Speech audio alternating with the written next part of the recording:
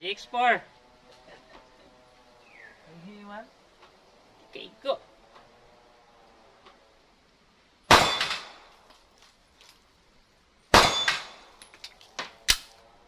Kala mo ah.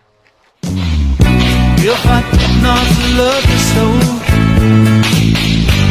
I would not go through all this pain.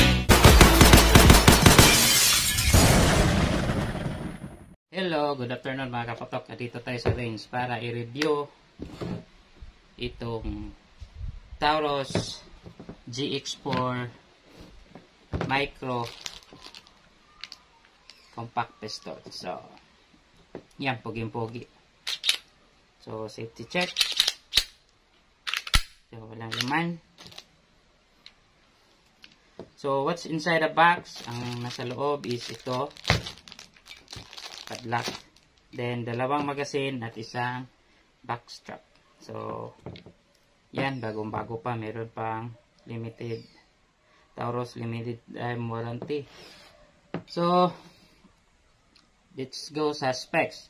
So, yung type ng baril nito is recoil operated, tapos striker fired, then semi-auto. So, ito ay isang 9mm pistol.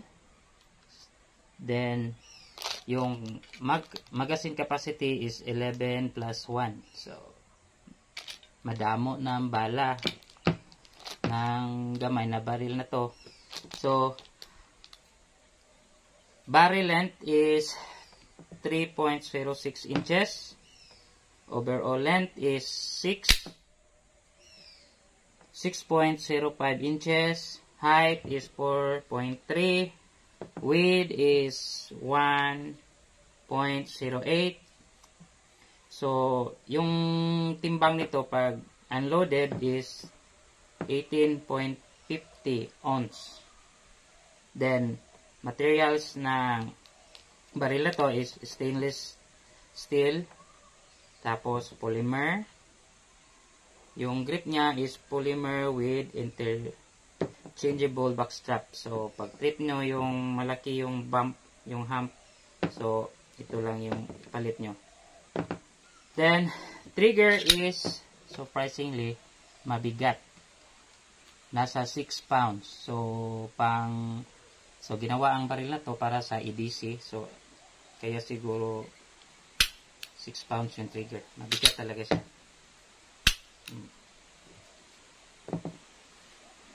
So, yung kulay nito is desert brown pala. So,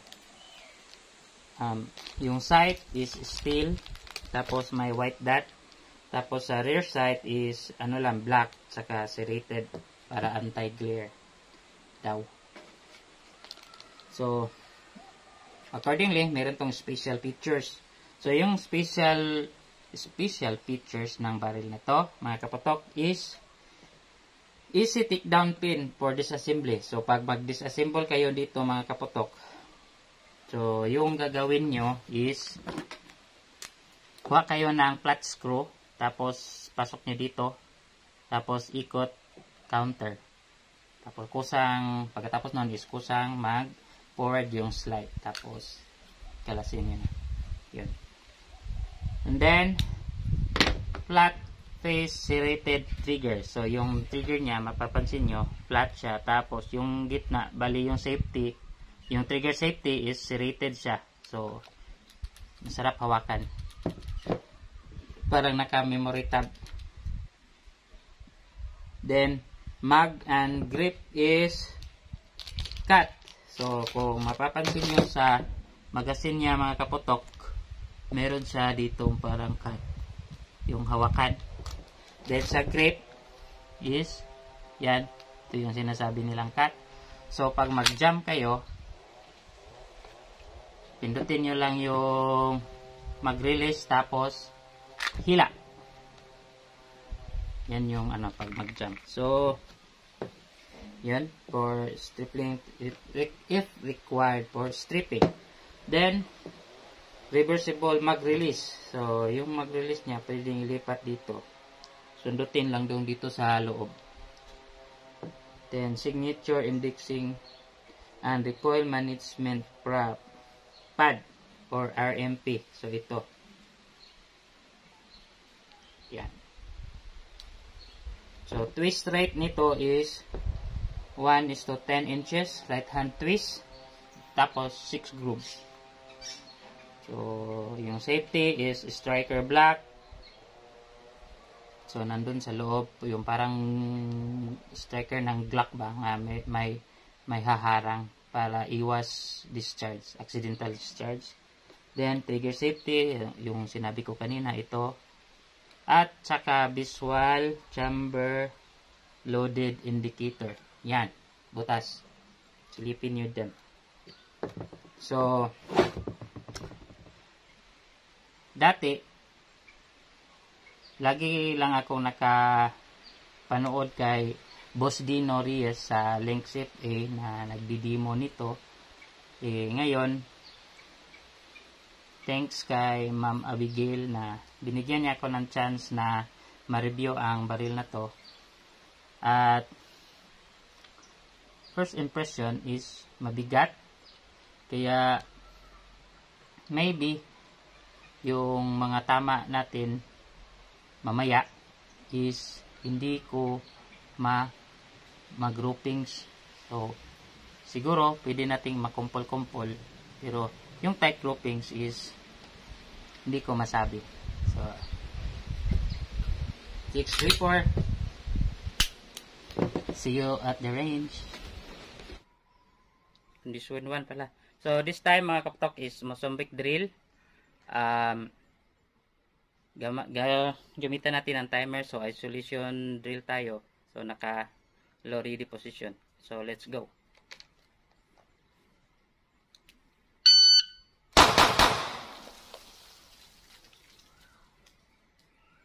Di ata pumasok. 134, standby.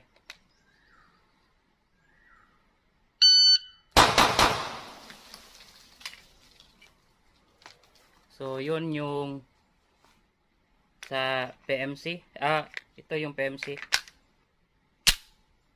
118, standby.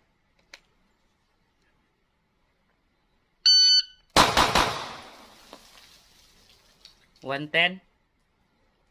Air shot is 72. Split is 18. Standby.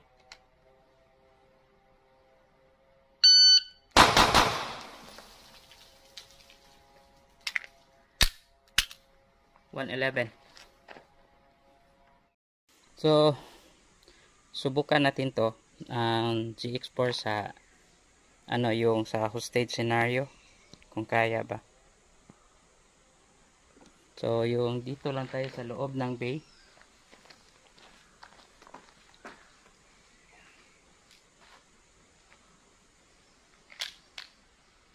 Firing.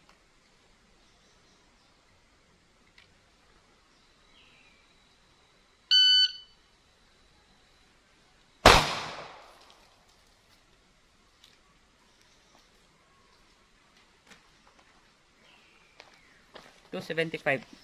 Hindi matuluyan yung witness, yung hostage. So let's go. So GX4, standby.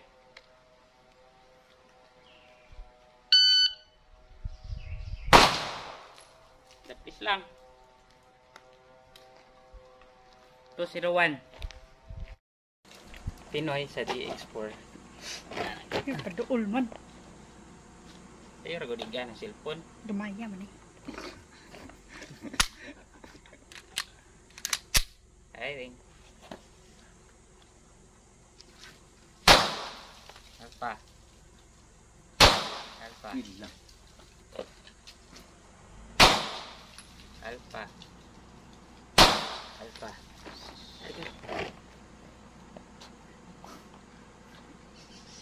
6. Ah. Kana.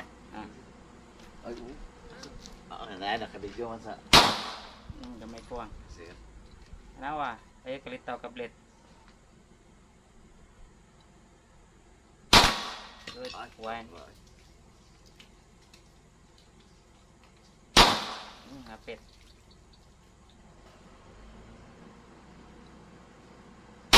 Good. Yeah, well. Bilang, bilangan. Didali. Number down.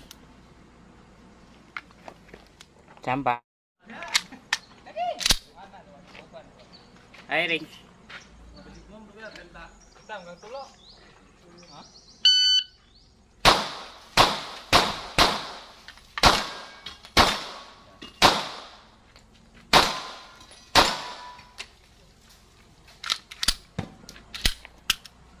Kaigo naman dahil po. Time 8:51.